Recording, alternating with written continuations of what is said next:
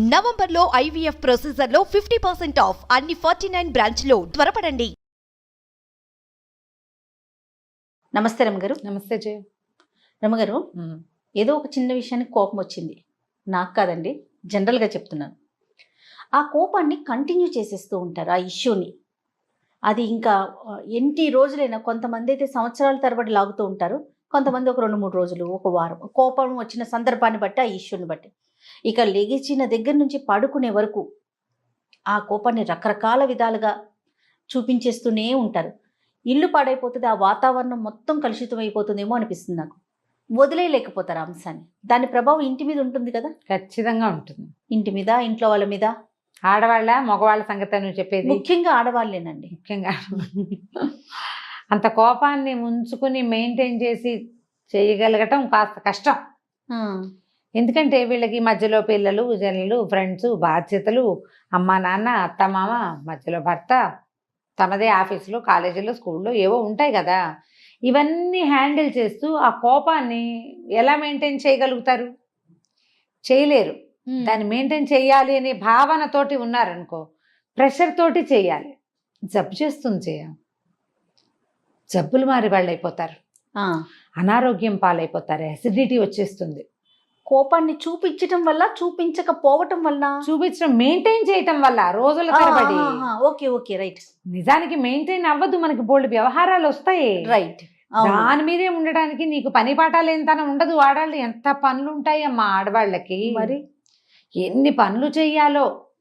ఇవాళ రేపు ఎవరు చేస్తున్నారు అంటారు. నేను కూడా అంటా ఆ మాట. మనకి ఇవాళ రేపు ఇదివరకట్లాగా దంచుడు, చెరుగుడు, ఉతుకుడు, చేత్తోటే చేయటం అవి లేవు. కానీ క్రియలు ఉన్నాయి కదా. అసలు మరి వేరే రకంగా ఉన్నాయి కదా అమ్మగారు. వేరే రకంగా ఉన్నాయి. పైగా అపరిమితమైన టైం స్ట్రెస్, కాలానికి సంబంధించిన స్ట్రెస్. తర్వాత ఎవరు మనకి సమయం ఇవ్వని స్ట్రెస్ ఒకటి ఉంది.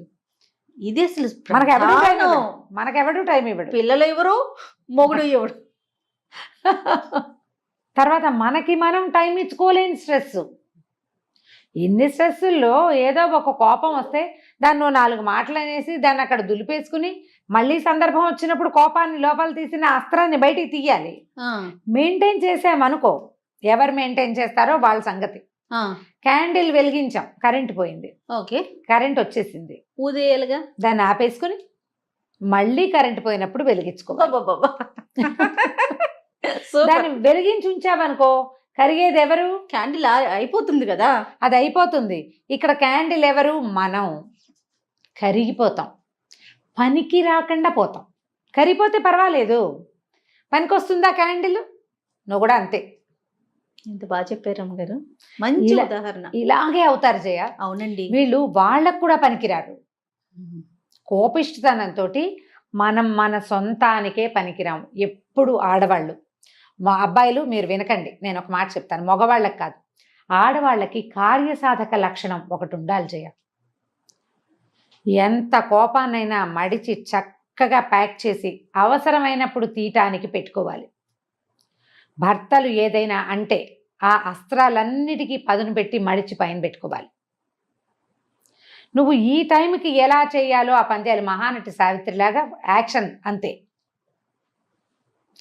అవసరమైనప్పుడు దాచిపెట్టామే అటక మీద వేసేయి బాణం. దీన్ని రోజు వాడుతుంటే దానికి పదునే పోతుంది. కార్యసాధకుల లక్షణం కాదు. నీ కోపంతో నువ్వు ఉద్ధరించేది, సాధించేది ప్రయోజనం ఏమీ లేదు. నువ్వే మాడిపోతావు. అదే నువ్వు ఆపుకోవు దాన్ని. టైం వచ్చినప్పుడు, మళ్ళా సిచ్యువేషన్ వచ్చినప్పుడు లోపల బడవాగ్నిలాగా ఉంటుంది, దాన్ని విసిరే పని అయిపోతుంది నువ్వు అనుకున్నది. లొంగుతారు అవతల వాళ్ళు. నువ్వు నిరంతరం చూపించే రుసరుస, దుమదుమ, లేచిన దగ్గర నుంచి రాత్రి దాకా నువ్వు ఇలాగే ఉంటే నీతో ఫ్రెండ్లీగా కనీసం పిల్లలు కూడా అయ్యో అమ్మ అణుచుకుంటోంది అని అనిపించదు. నీ రుసరుసలు వాళ్లే పడాల్సి వస్తుంది. నీకు పిల్లలతోటి కూడా స్నేహం మిగలదు. కోపం వల్ల నీకు వచ్చింది ఏముంది? అదే నువ్వు దాచిపెట్టిన కోపం ఉంది చూడు, దానివల్ల ప్రయోజనం వస్తుంది. అమ్మో దీన్ని ఏమని అనకూడదు, అన్నామంటే రేపొద్దున ఎప్పుడో ఒకరోజు కరెక్ట్గా మన మీదకి దూకుతుందని తెలుసుకుంటారు. 2 సార్లు చేసి చూడండి. కోపాన్ని దిగమింగటం చాలా కష్టం. నిప్పులు మింగటం నార్మల్ అయిపోవటం ఇంకా కష్టం కదండి. చెప్పడం భలే సులువు. ఇక్కడ కూర్చుని బోల్డ్ అని చెప్తాను నేను. కదా. కోపాన్ని తగ్గించుకోవడానికి ప్రధానంగా ఆహారంలో కారం మసాలాలు తగ్గించుకోండి. మిమ్మల్ని మీరు ప్యాంపర్ చేయటం మానేసేయండి. అయ్యో నాకు ఎంత కష్టం వచ్చింది అనుకోవద్దు. లోకంలో అందరికీ వస్తాయి, నాకు కూడా వచ్చింది. వర్షం పడితే అందరిళ్ళ మీద పడదా వాన? మనం ఒక్కింటి మీదే పడుతుందా? కాదు కదా, అందరిళ్ళ మీద పడుతుంది. ప్రతి ఇంట్లోనూ మనకొచ్చేలాంటి సమస్యలే అటు ఇటుగా, ఒక మాత్ర అటు ఎక్కువ, ఒక మాత్ర ఇటు తక్కువ, అంతే అంతే కదా. ఇప్పుడు చూడు, ఓపెన్గా ఉన్న స్పేస్ ఇంట్లో ఉందనుకో, మన ఇంట్లో ఓపెన్ స్పేస్ ఉంటే అక్కడ నీళ్ళు ఎక్కువ నిలుస్తాయి. ఓపెన్ స్పేస్ తక్కువ ఉన్న ఇంట్లో నీళ్ళు తక్కువ నిలుస్తాయి. వాన తక్కువ కాదు, అక్కడ నిలవ తక్కువ.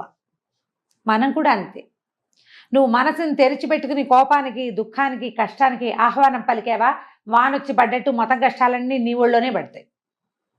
ఓపెన్గా ఉండద్దు.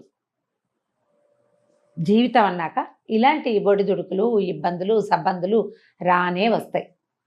అందరికీ తాగుబోతు మొగుళ్ళు ఉండరు, కొంతమందికి ఉంటారు. ఆ తాగుబోతు వాళ్ళతో కూడా అందరికీ ఇబ్బందులు ఉండవు, కొంతమందికి ఉంటాయి కదా. ఇది ఒప్పుకోవాల్సిందేనా? అంతే కదా. కాస్త కుస్తా అలవాట్లు ఉన్నా కూడా అవి భార్యల్ని కానీ, సంసారాన్ని కానీ, డబ్బుని కానీ ఇబ్బంది పెట్టని రకాలు, ఏదో పార్టీ ఫ్రెండ్లీగా ఉండే రకాలు కొన్ని, కాదు తాగి తలకి పోసుకునే రకాలు కొన్ని ఉంటాయి. వీళ్ళ మాట వినరు, డబ్బులు తగలబెట్టేస్తారు, పిల్లల భవిష్యత్తు ఆలోచించరు. ఇప్పుడు వాళ్ళతోటి ఈ కష్టం తప్పదు. చిన్న చిన్న ఇబ్బందులు ఉన్నాయనుకోండి, వీటిని మేనేజ్ చేయొచ్చు. మనం అలా కోపంగా ఉండటం వల్ల, దాన్ని అంటే ప్రదర్శించేయటం వల్ల ఎలాంటి నష్టాన్ని, అంటే ఒక రోజే తీసుకుందాం రమ్మగారు, ఎలాంటి ఇబ్బందులు కలుగుతాయంటారు? ఆ వాతావరణం ఎలా పాడవుతుందంటారు? సర్వనాశనమే. అంతే, ఒక్కటే. నీకేం హ్యాపీనెస్ లేదా? మొదటిది లేదు. ఒకరోజు పొద్దున్న లేచావు, రాత్రి పడుకుంటావు. ఈ పొద్దు నుంచి రాత్రి దాకా కనీసం ఒక 12 గంటలు ఉందా? 12 కాదు, ఇంకా 18 గంటలు, 16 గంటలు కనీసం ఉంటుంది. 6కి లేచామనుకో, ఈవినింగ్ 6కి మనం పడుకోం కదా, 10కి పడుకుంటాం. అంటే ఈ 12, 4, 16 గంటలు లేదా 17 గంటలు ఉంటాయి. ఈ 16-17 అవర్స్లో నువ్వు హాయిగా ఉండే నిమిషం ఒకటి కూడా లేదు, నువ్వు కోపంగా ఉంటే. ప్రధానంగా అన్నం బాగా సహించదు. అంటే ఈ 16 గంటల్లో నీకు ఆహారం తక్కువ. దాని అర్థం ఏమిటి? శక్తి తక్కువ. కోపంగా ఉండేసరికి ఏదో మొండిగా, విసురుగా చేస్తావు కానీ మర్నాటికి వీక్ అయిపోతావు. తర్వాత పొద్దునుంచి అందరినీ విసుక్కుంటావు.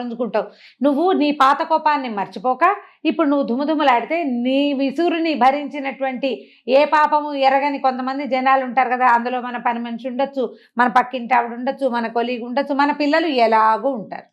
వీళ్ళందరూ దాన్ని గుర్తుపెట్టుకోరా? రేపు నువ్వు దొరుకుతావు కదా. నువ్వు ఇవాళ విసుక్కున్నావు ఒక మనిషిని, నీకేదో విసుగ్గా ఉంది, నీ ఇబ్బంది నీది. రేపు వాళ్ళు నీతో బాగా ఉంటారా? అది అసలు ఎక్స్పెక్ట్ చేయడానికే లేదు కదా. ఉంటారు కదా. వాళ్ళు కూడా ఇదే విసురుతో మాట్లాడతారు. నీకు ఫ్రెండ్షిప్ కట్టు. నీ పిల్లలకి ఇంకో దారి లేదు కాబట్టి, తల్లి తప్ప ఇంకో దారి లేదుగా. వాళ్ళు లొంగి ఉన్నా మర్చిపోరు. మా అమ్మ ఎప్పుడు విసుక్కుంటుందంటారు. కష్టంతో ఇప్పుడు ఇవాళ రేపు పిల్లలు ఫ్రెండ్స్కి షేర్ చేయటం ఎక్కువైపోయిందమ్మా. ప్రతి వాళ్ళకి చెప్తున్నారు పిల్లలు.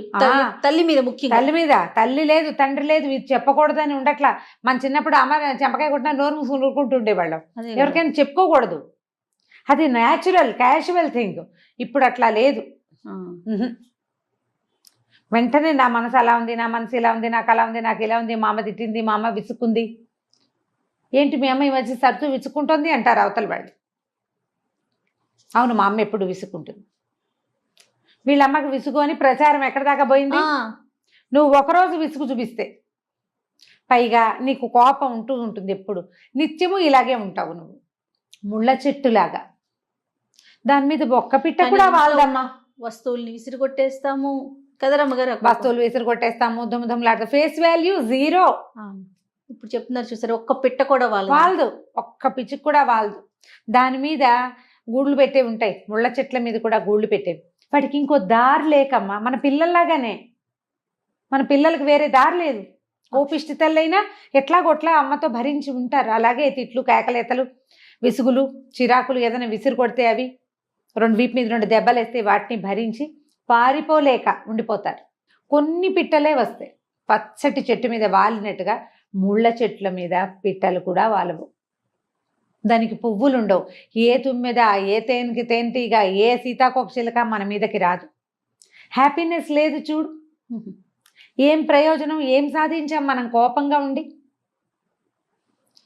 ప్రధానంగా కార్యసాధకులుగా ఉండండి. కోపంగా ఉండి ప్రయోజనం లేదు.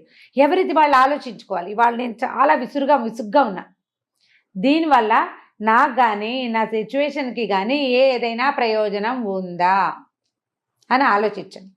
ఒక మంచి సంస్కృత వాక్యం ఉంది, ప్రయోజనం అనుద్దిశ్య మందోపి న ప్రవర్తతే అని. ప్రయోజనం లేకుండా పిచ్చివాడు కూడా పనిచేయడు, చేయడు. దానికి ఒక ప్రయోజనం ఉంటుంది గ్యారంటీగా.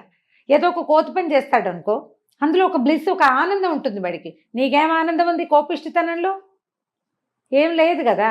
నువ్వు ఫేస్ వాల్యూ ఎలాగో పోగొట్టుకుంటావు దుమదుమలాడుకుంటూ ఉండి. సంతోషం జీరో, సహయోగం మిగిలిన వాళ్ళతోటి మనకు సహకారం సహయోగాలు జీరో. ప్రయోజనం లేని కోపాన్ని ప్రదర్శించకండి.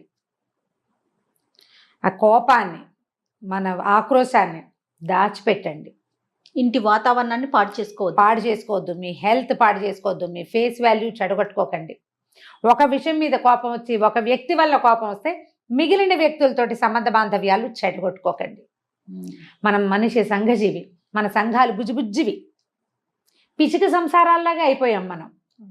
ఇవి ఉన్న చిన్న పిచ్చిగూడుని ఎందుకు చెడగొట్టుకుంటాం? మీరు పిట్టలు చూడండి, 4 పుల్లలు తెచ్చి 2 గుడ్లు పెడతాయి. ఆ గుడ్ల మీదే కూర్చుంటాయి రోజు. ఈ గుడ్లు పిల్లలు అయ్యే టైంకి అప్పుడో పుల్ల తెచ్చి ఆ గూడుని పెద్దవి చేస్తాయి. అంత విసురుగా వస్తుంది పిచ్చిక.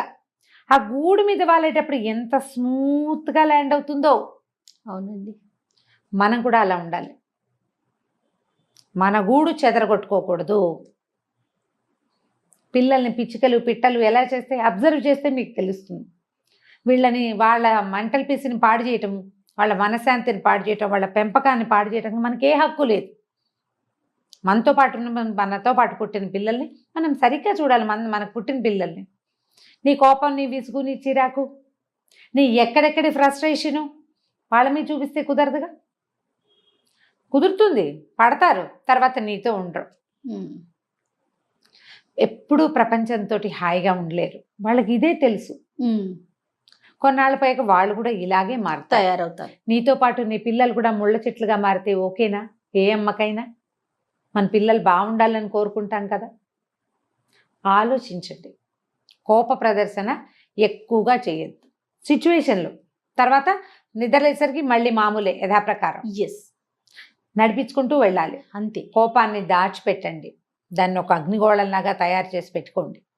అవసరమైతే ఆ గోళాన్ని తీసి విసిరండి. అప్పటి వరకు వదిలేయండి. అంతేనండి? అంతే. సూపర్ అమ్మగారు. నమస్తే. నమస్తే చెయ్యి.